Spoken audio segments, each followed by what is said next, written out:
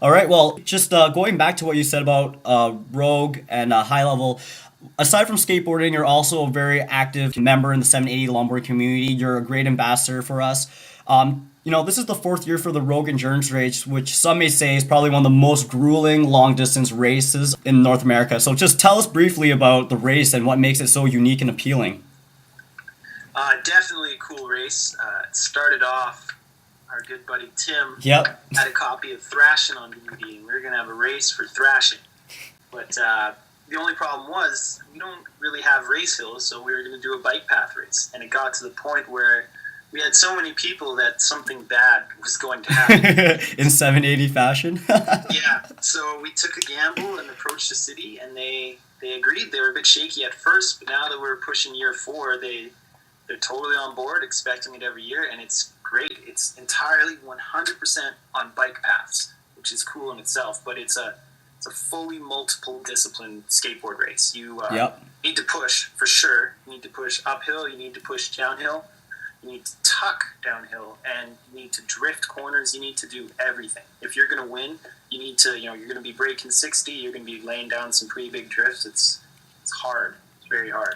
Paul Kent, the reigning defending champion of Rogue for, I think, 3 years in a row now, or almost, well, maybe 3 years in a row. And, maybe 3 years in a row. Pretty comfortable in putting my money on him again this year. Yeah, and Paul, if you guys don't know him, Paul Kent, he's responsible for Skate Treks, I believe, and he's been pushing all around the world through some pretty crazy stuff, and he can attest to Rogue being very, very difficult and gnarly. But you guys just are continuing to push it and just, optimizing the 780 longboarding scene, I should say, and there's lots of great talent coming out there.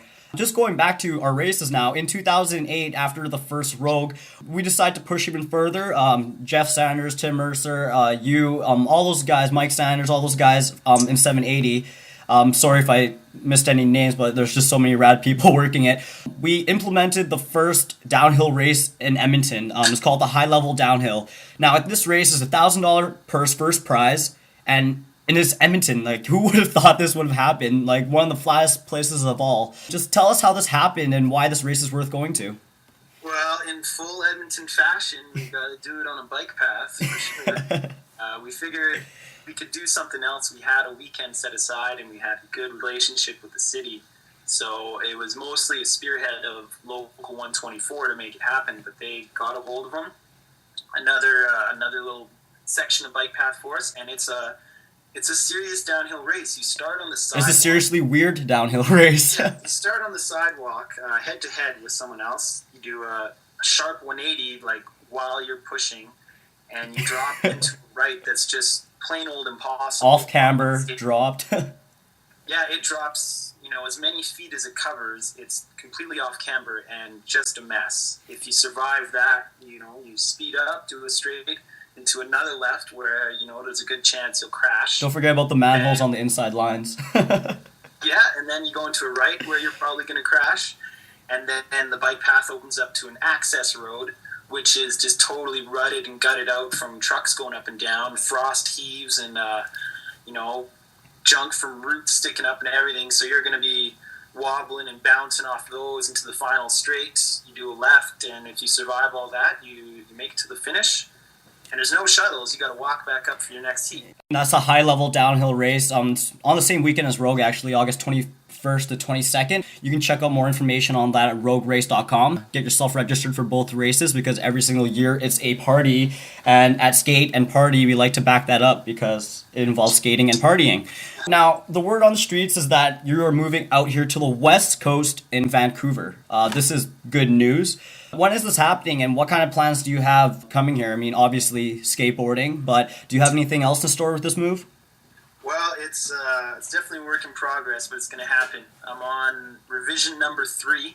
I was going to move last year. It wasn't looking too good.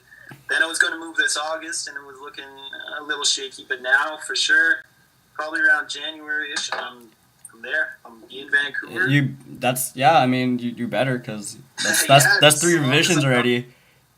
As long as I'm not working, I'm going to be skateboarding. I can handle the rain. I'm done with snow. I'm done with it. So Yeah. just skate, and a little bit of work in between. I remember when I first moved here, and I hit up a Saturday session, and it was pouring rain, and you know, Edmonton's either snow or dry kind of thing going on, or slush, I guess. But I was trying to skate in the rain, and everyone was just killing it, and I was just like, wow, we don't have this in Edmonton. Like now you got steep hills and rain. Like curveball me some more, please. Yeah, I'm well, I not think used the to start of either. the season with all the wet conditions, it's conditioning me. I think I'm getting ready. Yeah, and you know, you look like you're in great condition considering your past performances here. Do you have any final words, dude? Keep wearing your helmets, kids.